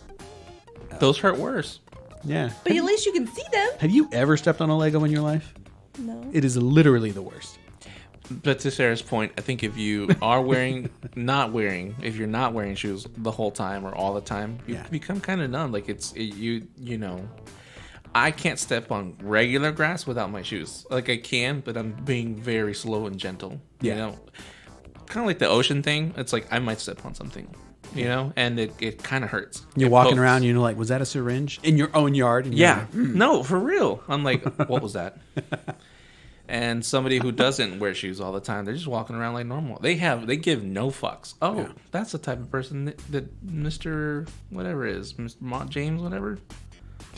Who? You just mentioned some idiot. The actor. What's his name? Oh, Thomas Jane. Thomas Jane. Well, yeah. Yeah. He's the kind of person that don't give a fuck. Well, okay, Sarah, do you believe in the Men in Black? Attractive. Yes, I do. In the same sense as you, Niscus, that they're just government agents that are given this specific uniform to be completely... unfortunately, they do stand out in a crowd, but they also blend in the weird way, too. Yeah. Are there aliens amongst us? Oh, Of course there is. Oh, most likely. Lady Gaga's probably one of them. Love her. You know, if Taylor Swift turned out to be an alien, I'd be like, that answers a lot of questions. You were way too...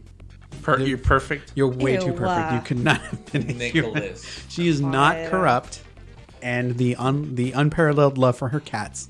Maybe cats are aliens. Maybe that's the whole thing. Who knows? If 2 men in black showed up to our doorstep because we ended up talking about 9/11 or Michael Obama or whatever, you know. Wow. They I'd be don't- annoyed that they're here. Yeah, they don't want to come in. They just want to talk to you for a little bit. He's like, They're "Are like you-" vampires. You have to invite them in, otherwise they won't cross the threshold. I'm like, you're the Men in Black. We don't go by that name, but we have heard that many times. Are you here about the noises that we've been hearing in the walls? Is that what this is about? And they're like, sir, what are you doing? They just look at each other like, yeah. And I'm like, okay. Why was that not convincing? Give me a better yes. I send them in the attic. They get attacked by the wasps that are up there. Dang. Put you to And sleep. because they were, quote, never here, they were never here. Never here. They're not missing. Other officers come and they're like, were there 2 men here? And I'm like, Sarah, can were you there 2 describe men here? these men? Are you Yes, sir. Are you implying that I kidnapped What are you implying? that I kidnapped 2 men in black, murdered them, and left their bodies up in my attic? Men in black. Well, no, when you say it like that. Of course, when you say it like that, it sounds absurd.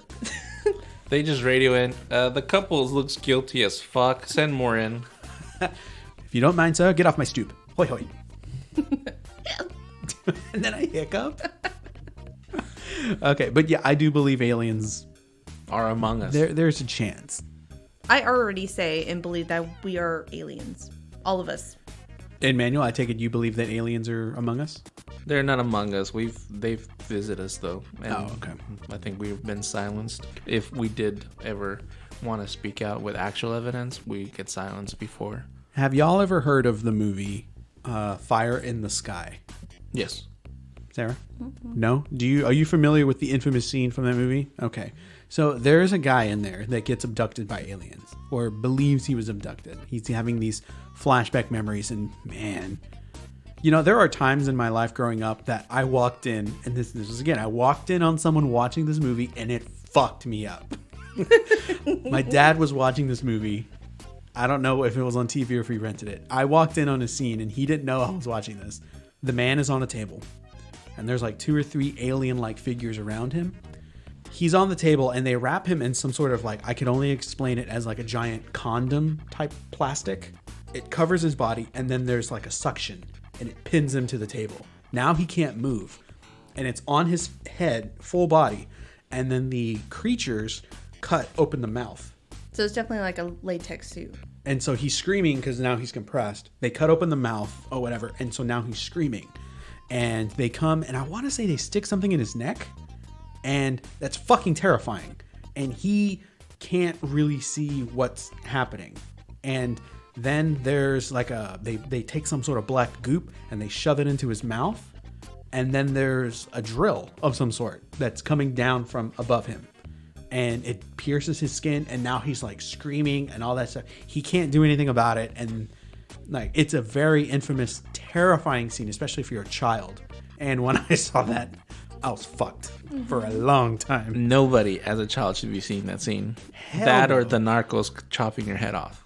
Oh man, yeah, it messed me up. But yeah, and I want to say probably ever since then, when I was like, that was an alien. You know, one of my biggest fears probably isn't ever going to happen. But you know, flying roaches was also on that list, and I just saw that yesterday. Yep. Mine are flying spiders. Don't even joke about that. I mean, I could have sworn when I was a kid where I thought my backyard was huge. So, of course, we had the tree. And then over on the right corner, we had this little shrubbery. That was my little getaway from everyone. So I would go over there and I'd be out there for, I don't know, what felt like hours. You're probably out there for 20 minutes. Maybe. And so then one day I felt like I was walking into my little sanctuary. And I swear I saw a spider go, whoop. But it stayed, so let's say its legs and face were facing me like this. It just went, whoop. So it's kind of like, how are you gliding on your web like that? Like, what are you doing? So me as a kid, I'm thinking, I just saw a flying spider. And I was so scared to go in my little bush. Oh, did you ever go back? Oh, yeah. Oh, okay. But I don't know what it was. I don't know what I saw. But I was like, okay, I just saw a flying spider. Well, the spiders don't fly. Well, that one did. And it faced me. Okay. One of my two other urban legends, one of them is called the Ganger. That is G-J-E-N, Ganger. The origin of this is in Scandinavia. It is said that those who die in Scandinavia are resurrected and become Gengangers for the sole purpose of haunting those still alive. Legend says the lost who become Gengangers were ordinary people who were taken from their lives prematurely by means of murder or accident. Once they become Gengangers, these spirits make it their afterlife's mission to disrupt the future of those still living, especially those who contributed to their death. So, like, if you took a left turn and some fool ran the red light and killed you, Right. like, you're going to come back. Forever. Yeah, you're going to haunt that person. Like, fuck you, bro. You didn't need to run that red light. That's the worst. Apparently, they strike in the darkest hours of night, pinching their victims and then they flee. When the victim wakes up, he or she will notice unexplained marks on their body. The mark is said to lead to an illness and eventual death, as the victim's flesh rots until the disease reaches their heart. Ick. The only way to stop a Genganger before it starts is to bury the murdered or accidental victim in the appropriate manner with a runic inscription inside the coffin to prevent the resurrection. Inside the coffin. Mm-hmm. Coffin. I thought you said coffee. No. Okay, that makes a lot more sense. Yeah, so you have to give the victim a proper burial with the proper inscriptions inside the casket, so to prevent the spirit from wanting to... So like talismans. Yeah, sorts. yeah. But if you don't do that, man, they're going to come back and they're going to fuck you. They're going to do it real good. Well, then that's a whole different topic. Yeah, I've never heard of a Genganger, but anything that has ganger in it, I'm down to, like, listen to. Of course, I don't know how many gangers are out there. Now I know there's two. Doppelgangers and Gengangers. You think that's why Pokemon named its ghost Pokemon Ganger? Gengar. Yep. Maybe. Sorry. So he's watching Lost, and he showed me what the creature is of the island. Oh, I yeah. told him that stupid thing looks like a Pokemon, and it looks like Ghastly. Have you seen Lost? Oh, you haven't seen Which Lost. Gengar, I told you I wanted to watch it, and you're like, yeah, man, it's on Hulu. I'm watching it now. No invite. No. Gengar is an evolution of Ghastly. Oh, okay. I just started season 2. Like, I'm on episode 4 of season 2 now. Yeah, there's a creature that I needed to show her. And Sarah was like, that's the thing? And I said, yeah. And then that's when I said, you know what? Had it been a dinosaur, that would have been a much better explanation than what we got. Totally. I'm just blitzing these things. Once you skip all the bullshit, bro, they're just a breeze. 26 minutes flat, you're good to go. The other one that I have is the last bus to Fragrant Hills. The story is about a young man who got on the last bus heading to Fragrant Hills in Beijing, November 14th, 1995. The man had just sat down on the bus when the bus was then flagged down at the very last second by two other men who then got on board. To the passenger's surprise, they were actually 3 men, and they were all wearing Qing Dynasty robes. One of the men had long, tangled hair and a ghostly white face that made the other passengers uneasy, and the man did not speak. Eventually, they all sat down, and as the trip went on, eventually all that was left on the bus after all the other passengers had disembarked were the 3 mystery men, a young man and an old lady. Out of nowhere, apparently, according to legend, the old lady began yelling and screaming that the young man claimed to have stolen her purse. Okay? The argument ended with the old lady demanding that she and the young man get off of the bus and go to the nearest police station. After they both got off the bus, the old lady told the now upset young man that she insisted that he get off the bus with her because an open window of the bus blew in a breeze and brushed up one of the robes, and she was able to see that one of the mystery men did not have feet. Okay, the next day, news hit that the bus numbered 302 had gone missing right after the old lady and young man had disembarked. It was found 3 days later, miles away from Fragrant Hills, inside a reservoir, and inside the bus there were the bodies of the driver, the conductor, and an unidentified man with long, tangled hair. And there was no evidence of the other 2 mystery men. Bum, bum, bum. That's creepy. So yeah, That's a good story. That is an urban legend from China. I mean, China. super sad, but very good. Okay, Sarah, do you have 2 more urban legends? Yeah. And then we still got to get into this movie review. Oh, hell. It has to be talked about. Hotel Hell. Oh, okay. The legend. A couple checks into a Las Vegas hotel, and suddenly they smell a foul odor. Thanks, honey. They later discover the body of a rotting dead girl stuffed in the box spring under their mattress. Oh, man. The truth. Folklorist Jan Harold Brunvend, aka Mr. Urban Legend, is credited with first debunking this smelly little tale in his 1994 book, The Baby Train and Other Lusty Urban Legends. He deemed the tale more tale than true due to a lack of fact-checkable details.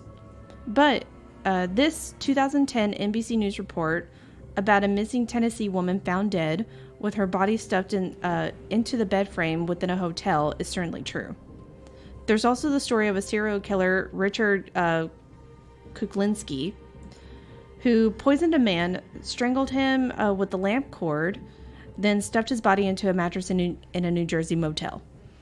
Last one is Oregon Trail of Blood. The legend. Unknowing tourists are drugged, carved up, and robbed of their healthy organs. Upon coming to, they find themselves packed in an ice bathtub with notes that read, "If you want to live, go to the hospital immediately." The truth. In 1997, a chain letter email hoax went viral. The bulk of the message described the misdeeds of a highly organized gang operating in various U.S. cities, who were supposedly drugging businessmen on work trips, extracting their organs, and then selling them for profit on the organ transplant black market. Though the National Kidney Foundation has proven the story to be nonsense, organ thieving is no joke.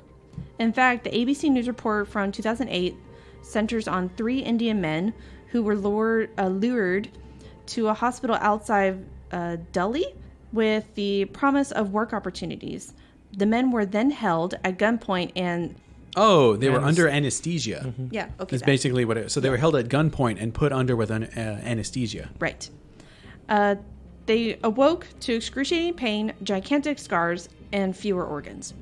God damn. And of course, I looked over at you because that was in the movie. That was in the movie, yeah. Okay. So, yeah.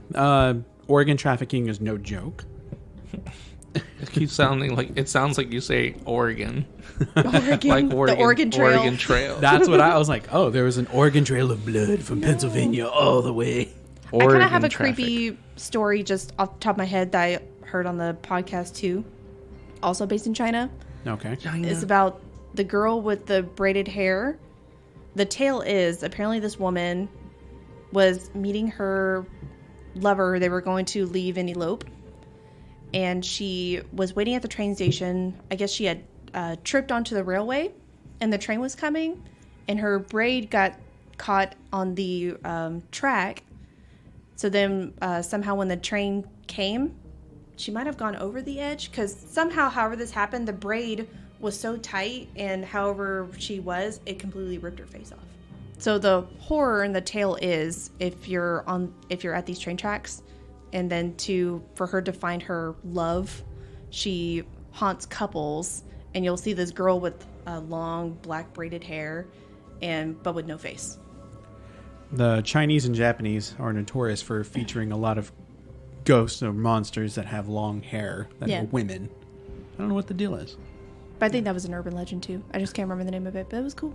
Should we go ahead and get into the movie? The main event here? It was terrible. This is a review of Urban Legends Final Cut. And I had said earlier, when we did our last Urban Legends episode, we reviewed the first movie. And we just felt it fair that we're going to revisit Urban Legends. Might as well review the second movie. And if we ever do a third episode on urban legends, God, there is a no. third urban legends. Please don't. But this one, Urban Legends Final Cut, stars Jennifer Morrison, Matthew Davis, Hart Bachner, Loretta Devine, Eva Mendes, Anthony Anderson, and Joey Lawrence. It is made by Original Film and Phoenix Pictures and distributed by Columbia Pictures and Sony Pictures back in 2000. The movie was directed by John Ottman, who also composed the movie. The synopsis follows Amy, a student of Alpine University who struggles to complete her thesis film on urban legends, only to have her crew fall victim to fatal accidents. Suspicious, Amy discovers something more sinister at work, a killer who murders their victims in the pattern of popular urban legends. Now she must unmask the killer before she too becomes a victim of a new urban legend. Bim, bim, bim. Okay, so when I wrote up that synopsis from IMDb, I feel like we've already done this before. Wasn't this the same synopsis for the first movie? Yes. Were they also trying to make a movie in that movie? Yes. Or were they just at a Several. college and then it just kind of happened? No, but it wasn't like this one. Like, I was about to turn the movie off when they were in the plane having sex. Like, I was like... Everybody is just... Yeah, and then I was like, wait, what? How did he... And then they got into the cockpit. I'm like, how did he even get in the... Like, because I know. I studied this for 9/11. So I was like... and I was about to turn it off when he said cut. You know, Yeah. and I was like, wait, what? Okay, now I'm not too mad. But then the movie was bad. Okay, yeah, so the movie was bad. So they're making a movie within a movie. They're at a film school. What I have here are the way that the people died in the movie. Right? Okay, so I got a girl gets a drink spiked, and she wakes up in a tub of ice. No kidney. And she struggles to fight against her abductor, and she manages to break the little window out of the restroom, and she's trying to get out of there, and the villain grabs her by the waist, pulls her in, and he sticks his hand into the incision and pulls her back in. The window's broken, and there's exposed glass. There's no trim on the window, and the guy just takes the window and slams it on her head, cutting her head off. So I don't know if I feel like I've heard that as an urban legend, that someone has been killed like that. But of course, now you've mentioned the human trafficking and the Oregon thing. It's because of all the trafficking that's going on. It just doesn't seem that off base. You know, it's like, oh yeah, that happened. You know, my cousin Jimmy. You know, that stuff. Everybody hears horror stories like that now. Okay. This was again 20 years ago. So like, 20 years ago, we didn't hear that much of this. Yeah. Okay. So then we go to another murder. There's this other girl named Sandra, and she gets killed on the set of a fake movie and is being recorded first person by the killer. And then later, the original film students that were trying to make some sort of urban legend movie or whatever, they're watching their dailies, and this actress, Sandra, is just fucking terrible, right? And then someone just stops the reel, and everyone's like, hey, man, what's going on? And then this other reel starts, and it's the actual footage of Sandra on set. For whatever reason, she was, looking for... She was looking for her car keys. And why did she think she was already, that far in on the set? She was just trying to... Because, of course, she did a walkthrough, probably normally. Yeah. And was probably just wondering, could I have dropped my keys here?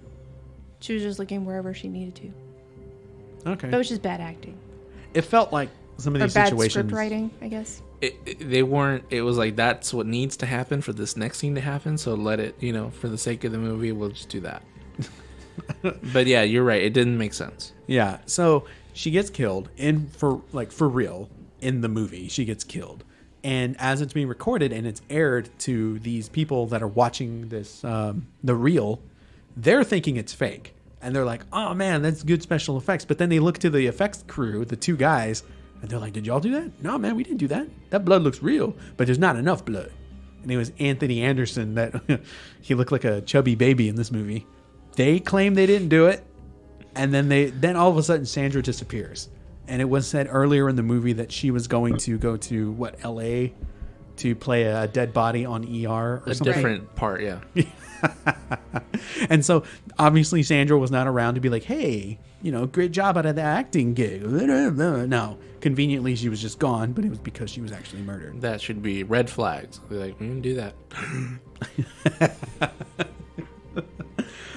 Okay, so earlier in the movie there was another kid that apparently made some sort of work of art, right? He got a C minus. Okay. Did he actually, he did kill himself, right? Yes.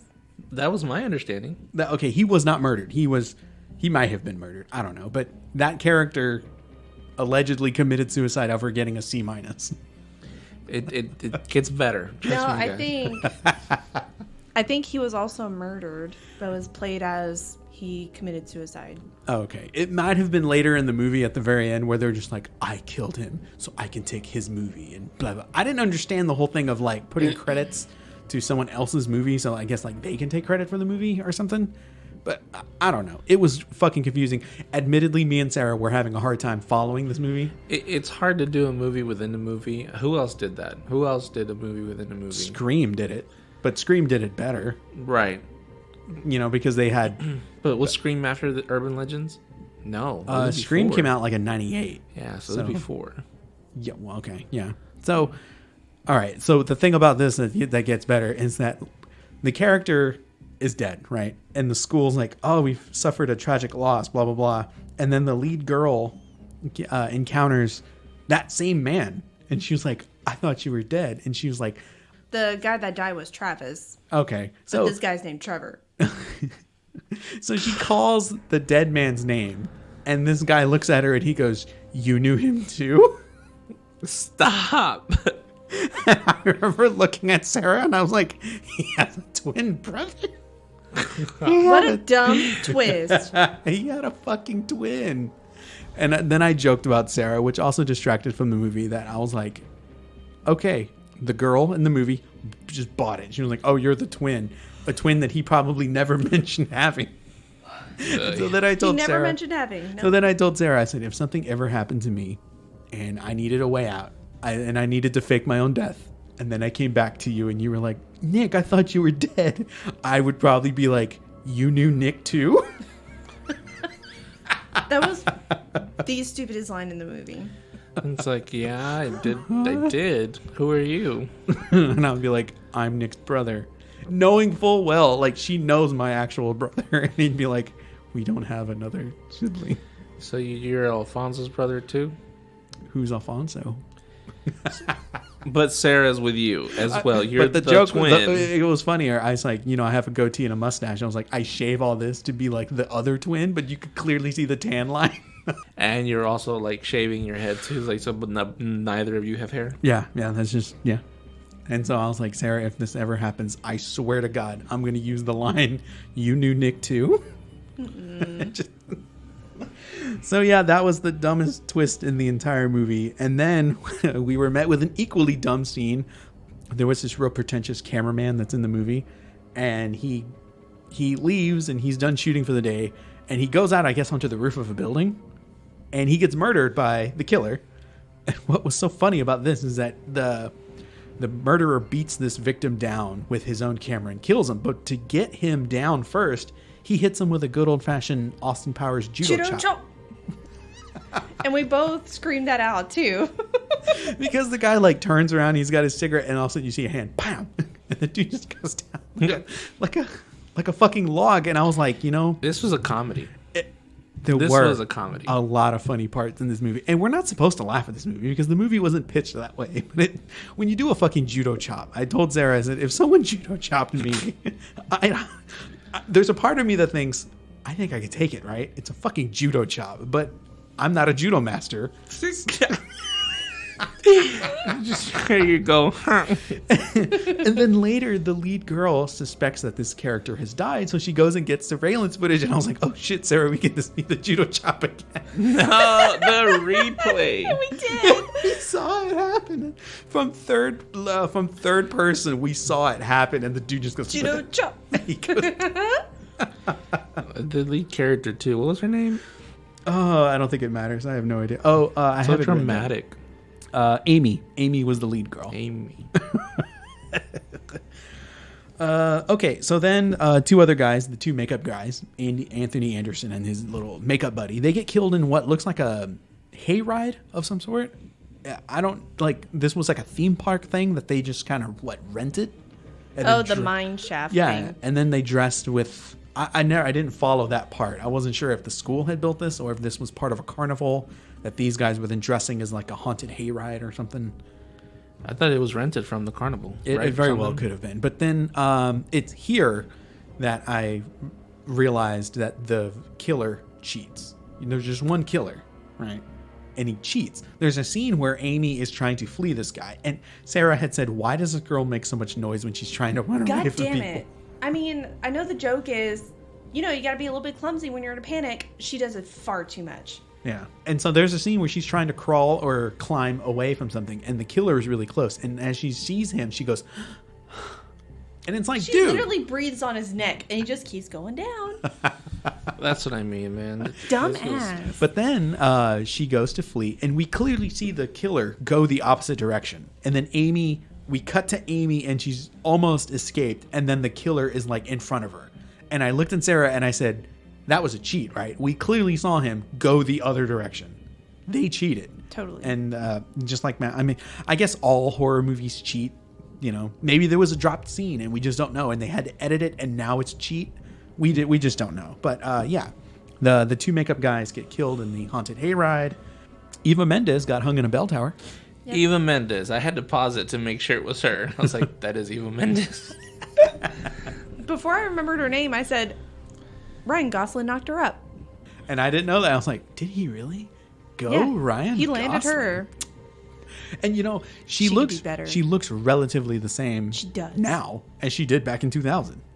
She looks amazing. She just looks a little bit like petite. More Yeah, petite. she's not aging like Jennifer Lopez, where literally she does not look like she's aged at all.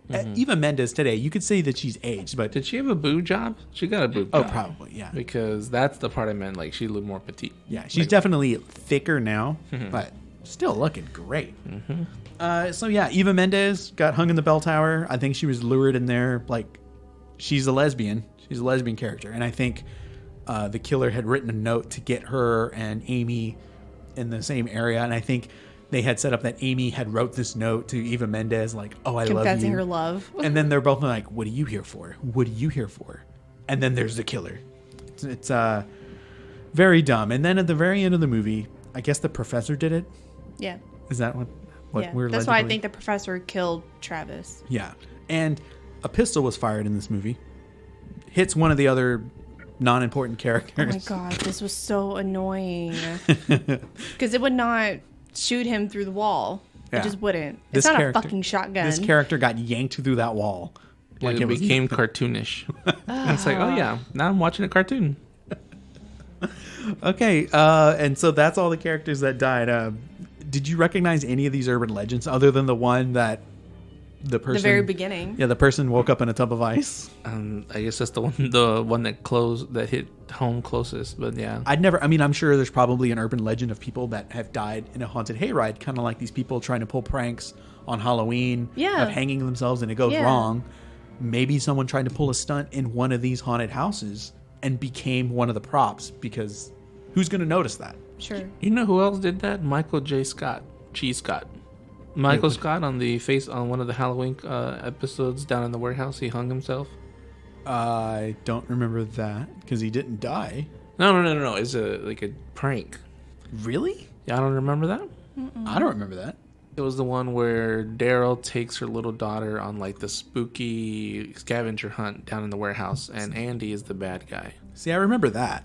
Yeah, at the very beginning, Michael falls down and he's hung himself, and he's like, "Ugh," and he stops. And he's like, "It gets better.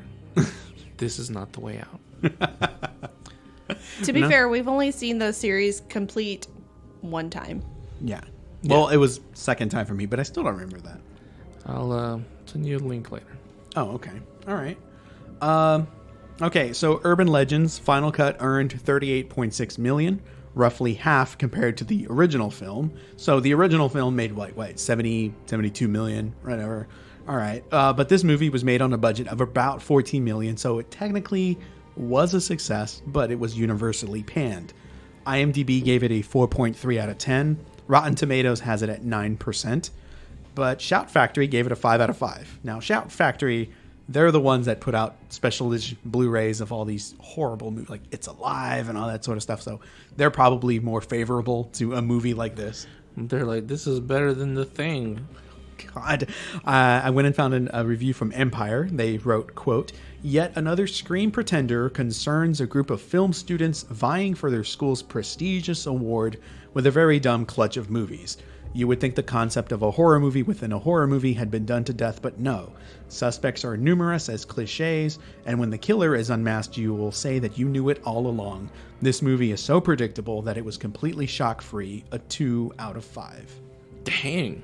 So with that, what did y'all think of Urban Legends Final Cut? Fucking awful. I mean, I've already said the movie's bad, but I did enjoy the pretty people. You know, they do that good. They put on pretty people on screen. The violence was okay. Sarah had talked down about how the villain was dressed in a fencing outfit. He was wearing a fucking fencing mask. Yeah, and a leather They don't jacket. fight with real swords. How is that intimidating? And then Nick said, well, a lot of the masks have already been used. They had to throw a guy a bone or something. Yeah, up until this point, all the great horror iconic looks have already been taken. You know, so they just got to make up something. Stupid. And the ones that they had, they were like, we need to save these masks for 2020. So there you go. Urban Legends Final Cut. I give it a thumbs down. Thumbs way down. Thumbs down. Don't watch it. It's the pits. But yeah, if we ever do another Urban Legends episode of the podcast, I will try to go out of my way to get Urban Legends Bloody Can you Mary. pre-screen it and then be like, watch this. Oh, okay. So you want me to do it first? No, it's okay. We would do it together, cool. But if not, I'm going to stop it in the middle and be like, that's enough. Manuel's going to be like, I watched 30 minutes out of 70 minutes. It's not even 90 minutes. The movie was 36 minutes long. You couldn't finish it? Oh. So yeah, hopefully they don't make any more Urban Legends movies. I mean, this was pretty lame. Yeah. I've seen a lot worse. You but- can't do many more of these. Like, I was reading at some of the Urban Legends, and I'm like, oh, yeah. Maybe that's why in the third one they just focused on Bloody Mary. Because when you do the exact same formula as the first movie, I mean, there's, 5 more Urban Legends that you could even focus on. And they didn't even really express within the actual movie that this is how people were dying. It Right? was random acts of it, yeah. They never said, oh, they're being killed like the urban legends, blah, blah, blah. Like that was a revelation in the first movie. And then in the second one, they didn't do that. So it was just like, no one studied a book. No one said, oh, they connected the dots. Yeah. Okay. Well, but you did say, Sarah, in the fake movie that they were trying to make, there was a girl that she came into the restroom and her dog was hanging from something, and you had heard That is an urban legend. of that urban legend. Or it was a story, again, on the podcast, Haunted Places. Yeah. But how they wrote their story was her dog wasn't very comfortable around people, so it was a very protective guard dog. And when it was kind of in protection mode, it wouldn't really get close to her, like when they're getting ready for bed. Like, he'll probably lay at the foot of the bed instead of coming, like, laying closer to her or whatever. So she started noticing his kind of strange behavior. He would growl at the closet door. And anyway, to get to the point, it wasn't really in the bathroom, but she did start to notice, like, things were misplaced. Yeah.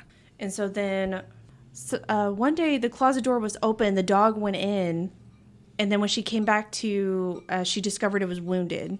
So I don't know if it was like 2 within a story or something like that, but anyway, there was a person in the apartment trying to get her. So it was kind of like the one I just mentioned earlier, and then this one in the movie that they were trying to depict. Yeah, someone living in the attic or Right. in a crawl space of the house. Yeah. Whatever. Okay. So, but yeah, the dog was hung, and then I think she gone to the kitchen to make a phone call, but then she felt someone behind her, and then once she turned around, she was just trying to escape, but then they got her. Wow. Okay. So I guess next episode we're going to just do a ho-hum thing. Sure. Anything you guys want to talk about? We're just going to have fun and all that stuff. I don't think we're going to look at another movie because we've done back-to-back shows of reviewing things. I think it's just get back to normal, and then maybe we'll come across something later. What was the one before this? The Flat Earth. Oh, right. Which was... That wasn't really a movie. It's flat, bro. Okay. I mean, maybe it is. Bruh. Gross. Whenever it definitively gets proven that the Earth is round, will the Flat Earth then become an urban legend? It's like, oh yeah, there was a time when this was happening. They'll be like the Mayans. They'll just disappear. And the Egyptians. They'll just disappear. Oh, you had mentioned the redheaded lady was from the Flat Earth documentary. I forget what her name was. She's no longer a part of the community. Patricia? Yeah, Patricia, whatever Yeah. her name is. She doesn't want to associate with the community anymore because they were they were mean. It was toxic. Yeah. But she is still a flat earther. Yeah. She just won't associate with the community. I wonder what happened. She had sex with a lot of them. Regrets Wow, it. Manuel. Wow. Regrets I mean, it. a lot of them probably were jealous of her looks or her privileges or whatever. It was probably just that. You don't live with your mom? No, and it's glorious. Yeah. But then you don't have breakfast every morning. Yeah, this is a price you gotta make. All right, so we'll go ahead and we'll see you next time on the Sinkside Cast with a regular ho-hum fun episode, unless something else happens in this world and it turns it I'm on gonna its talk head. about Michael Obama one of these episodes. Wow. Okay. Oh, I'm sorry. And all of her podcast episodes are completely off the internet. Oh, they're gone. They're I was gone. actually really curious, is like maybe going and listening to one of them Yep, you at can't. random. And now they're all gone. Yep. So I guess her YouTube channel is down or something. Yeah. I'm sure somebody out there has ripped it off of YouTube. And Once if you it's look out there. Yeah, if you look hard enough, you'll be able to find it. It's out there somewhere. But so the hot potatoes part, when I said to me that doesn't make sense for what she's talking about, flat Earth and other hot potatoes. Yeah. You said, well, it's just other stuff. Yeah. For And all we know, they're talking about That's the what that is. cat etiquette. Yeah, Could be it's just- anything. I don't know. Anyway, okay. Okay. We'll see you next week right here on the Sinkside Cast. His name was Manuel, my name was Nick, and her name was Sarah. Bye. Bye.